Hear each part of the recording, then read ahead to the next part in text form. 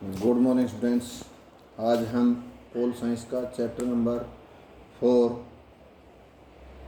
सत्ता के वैकल्पिक केंद्र का पार्ट नंबर 3 रीड करेंगे। हमने पढ़ा कि ओशियान जो है वो 1967 में 5 देशों से मिलकर बैंकॉक घोषणा पर हस्ताक्षर करके ओशियान की स्थापना हुई थी।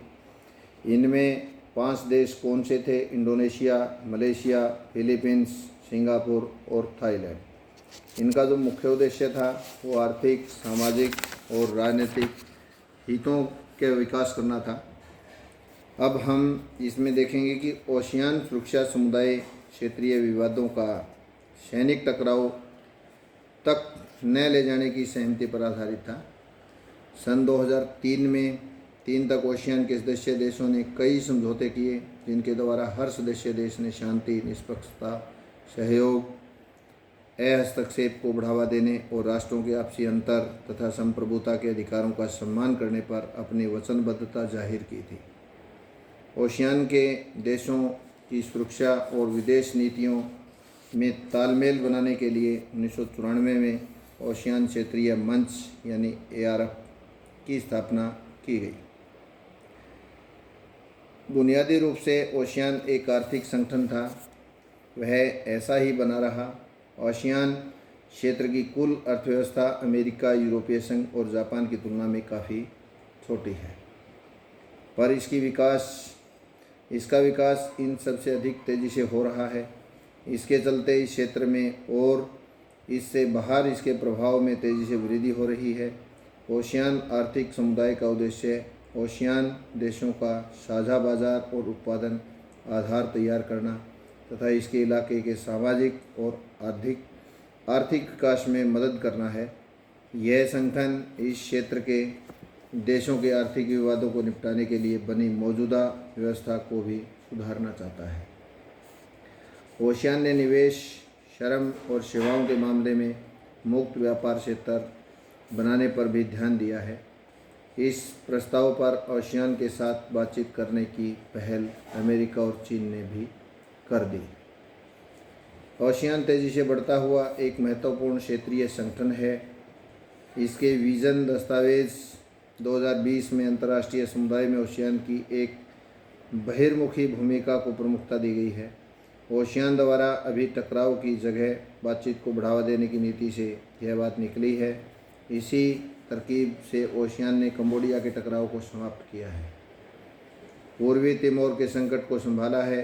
पूर्वी एशियाई सहयोग पर बातचीत के लिए 1999 में नियमित रूप से वार्षिक बैठकों का आयोजन किया जाता है।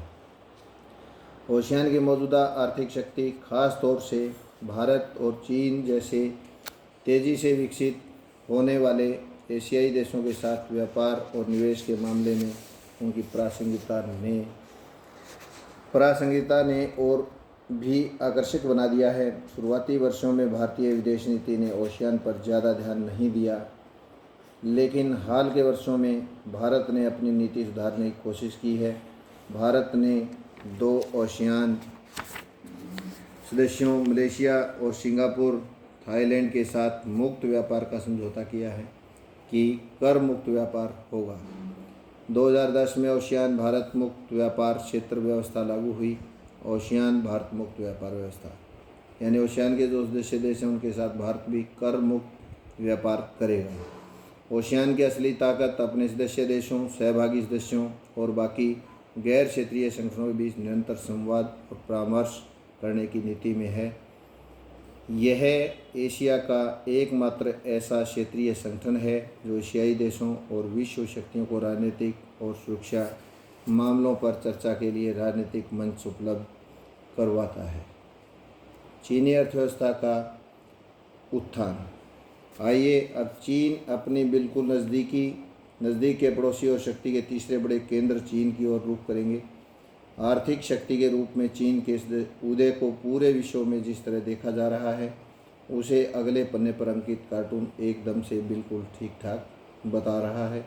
1978 के बाद से चीन की आर्थिक सफलता को एक महाशक्ति के रूप में इसके उभरने के साथ जोड़कर देखा जा सकता है। आर्थिक सुधारों की शुरुआत करने के बाद से चीन सबसे ज़्यादा तेज़ी से आर्थिक वृद्धि कर रहा है। इसे और माना जाए तो 2040 तक दुनिया की सबसे बड़ी आर्थिक शक्ति अमेरिका से भी आगे निकल जाएगा। 2040 तक अमेरिका से भी आगे चीन निकलने की तैयारी में